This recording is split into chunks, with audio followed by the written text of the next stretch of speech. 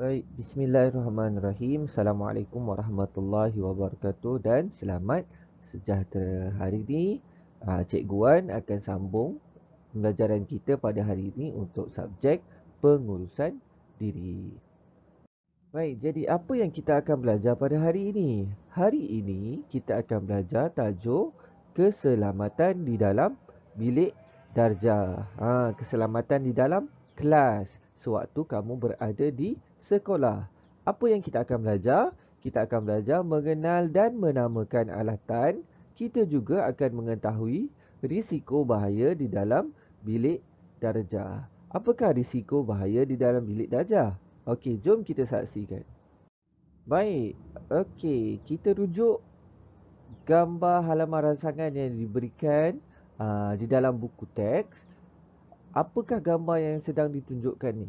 Ini adalah suasana di dalam bilik darjah, suasana di dalam kelas. Apakah yang sedang dilakukan oleh murid-murid ini? Murid-murid ini sedang melakukan aktiviti. Kita tengok ada cikgu, ada murid-murid sedang melakukan beberapa aktiviti. Okey. Sekarang ini cuba awak lihat dan awak perhatikan apakah peralatan yang sedang digunakan oleh murid-murid ni. Okey, cuba kita tengok dengan teliti. Okey, kita tengok yang pertama murid ni. Dia sedang buat apa? Okey, kita tengok gambar ni dah dibesarkan. Dia sedang menggunting. Apakah peralatan yang sedang digunakan? Dia menggunakan gunting. Okey, kita tengok. Dia sedang menggunakan gunting. Okey, kita tengok lain pula. Ni, murid ni. Murid ni sedang buat apa ni? Dia sedang, kalau bahasa Inggeris dia, kita namakan alatan ni sebagai stapler. Tapi untuk dalam bahasa Melayu kita namakan dia adalah pengokot. Pengokot. Okey. Pengokot dalam bahasa Inggeris stapler. Dalam bahasa Melayu pengokot. Okey, kita tengok seterusnya pula. Ni murid ni. Murid ni sedang buat apa ni? Ni awak suka buat dekat sekolah ni. Kalau ada benda ni, awak asyik guna benda ni je. Apa nama dia? Pengasah pensel. Pengasah pensel. Murid ni sedang mengasah pensel menggunakan pengasah pensel. Okey, kita tengok yang seterusnya pula. Murid ni sedang buat apa ni? Dia sedang buat apa tu?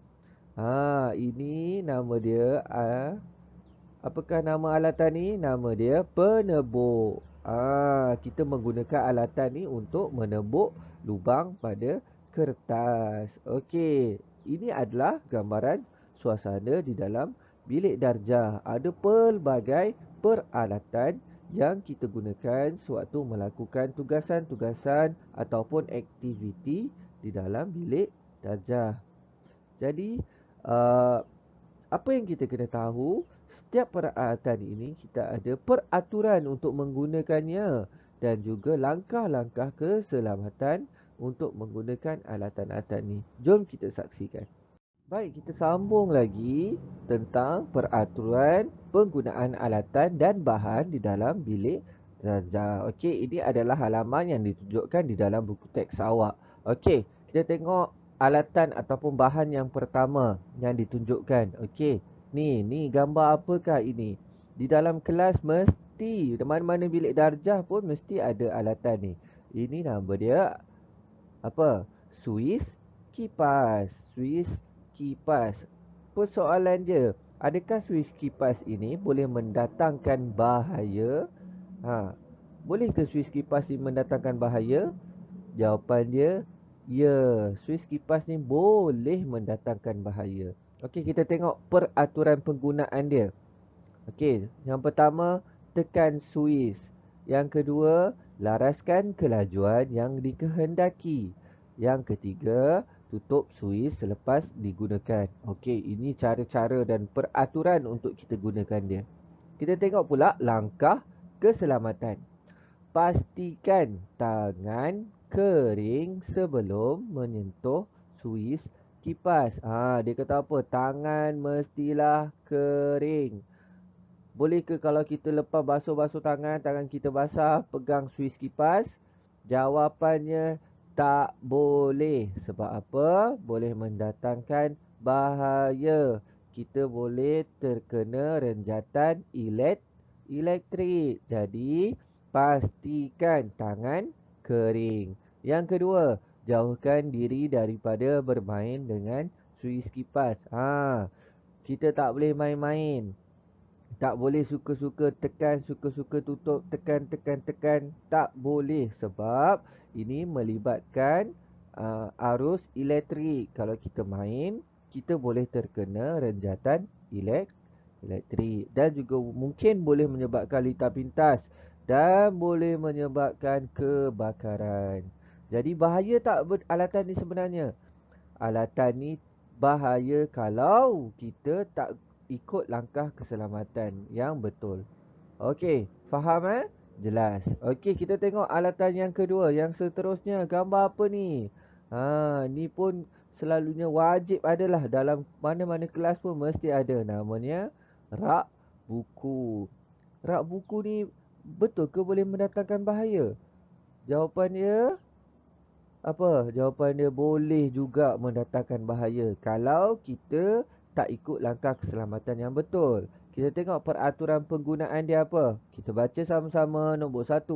Gunakan rak buku untuk menyimpan buku. Susun buku dengan kemas dan teratur. Yang ketiga, letakkan rak buku di tepi dinding. Okey, ini cara-cara dan peraturan penggunaan dia. Kita tengok pula langkah keselamatan.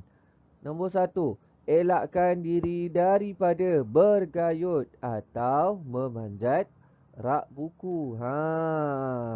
Ini kalau awak tak ikut boleh mendatangkan bahaya. Cuba bayangkan kalau awak panjat rak buku ni, sekali dengan rak buku, sekali dengan awak jatuh. Bahaya tak bahaya? Bahaya. Boleh mendatangkan kecederaan. Jadi, kita kena patuhi langkah keselamatan dalam menggunakan alatan-alatan yang dah ditunjukkan ni. Apakah alatan yang lain? Okey, jom kita tengok.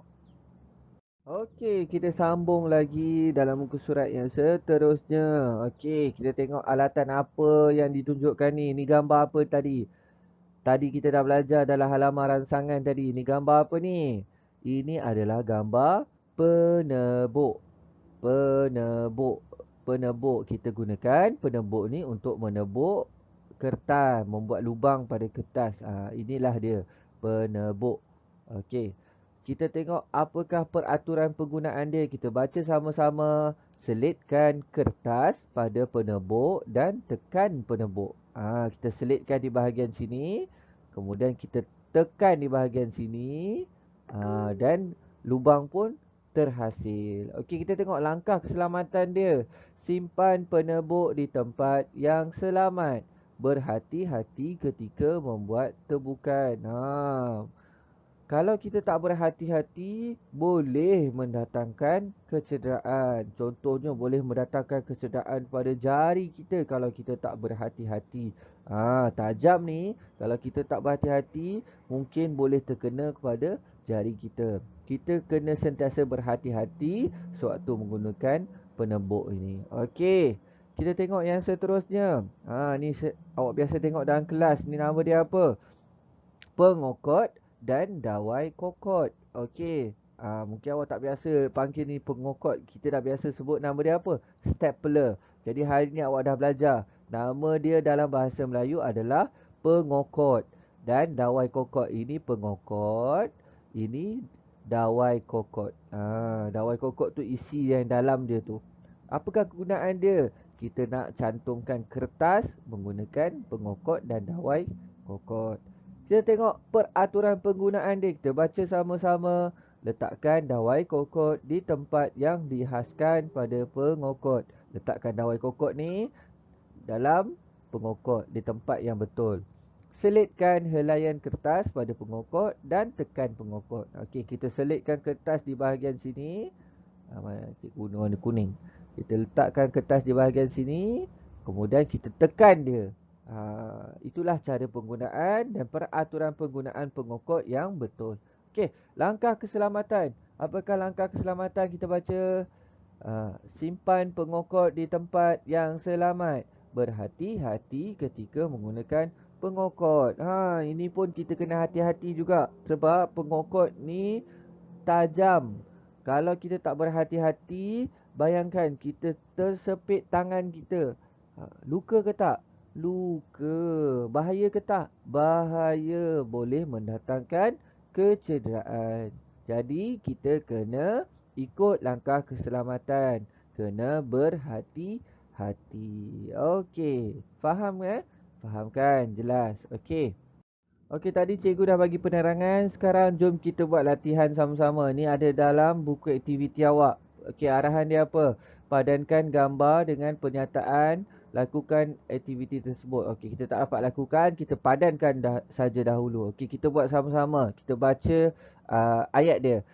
Tanggalkan palam daripada soket selepas digunakan. Okey, maknanya kita kena tanggalkan palam.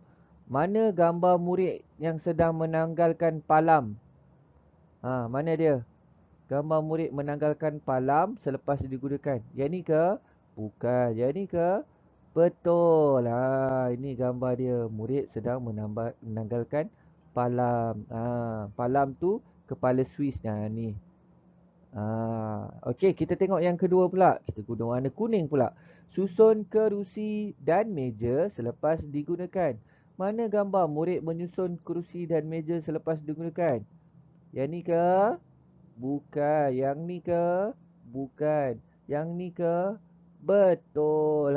Nampak murid ni sedang menyusun kerusi dan meja selepas digunakan. Okey, kita padankan. Bagus. Okey, kita tengok yang ketiga pula. Tekan Swiss dengan tangan yang kering. Macam kita dah belajar tadi. Pastikan tangan kering sebelum kita tekan Swiss. Okey. Adakah murid ni sedang menekan Swiss? Tidak. Adakah murid ni sedang menekan Swiss? Tidak. Adakah murid ini sedang menekan Swiss? Tidak. Adakah murid ini sedang menekan Swiss? Betul ya. Kita tengok ni di tengah tekan Swiss. Okey, jadi inilah jawapan dia. Kita padankan. Okey, bagus. Okey, kita tengok yang keempat. Simpan alatan tajam di tempat yang selamat. Okey, mana gambar murid yang sedang menyimpan alatan? Okey, mestilah ni. Yang ni murid perempuan ni. Dia sedang menyimpan alatan tajam. Tengok ni ada gambar gunting dan pisau. Dia simpan di dalam pencil box dia. Okey, kita tukar, cikgu lupa. Warna biru pula. Okey, dah siap kita punya aktiviti. Okey, aktiviti ni cikgu akan bagi aktiviti ni dan aktiviti yang lain dalam latihan di live worksheet. Nanti cikgu akan bagi link dan cikgu harap awak dapat buat latihan yang cikgu bagi ni. Okey, jadi itu sahaja pembelajaran kita pada hari ini. Cikgu ucapkan terima kasih kepada murid-murid dan ibu bapa yang luangkan masa untuk menonton video ni. Cikgu akan bagi link latihan. Nanti jangan lupa buat latihan dalam link yang cikgu bagi. Okey, sekian itu sahaja. Assalamualaikum warahmatullahi wabarakatuh.